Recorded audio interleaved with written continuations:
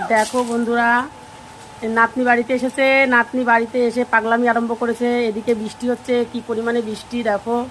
আর এখানে জল নিয়ে বসে পড়েছে স্নান করতে। আজকে শনিবার, 1টা বাজে।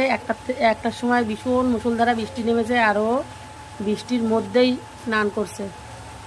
দেখো আমাদের বাড়ির গাছের কাঁঠাল, ওই যে। আর এদিকে দেখো নাতনি স্নান করছে। হাই কর, হাই হাই।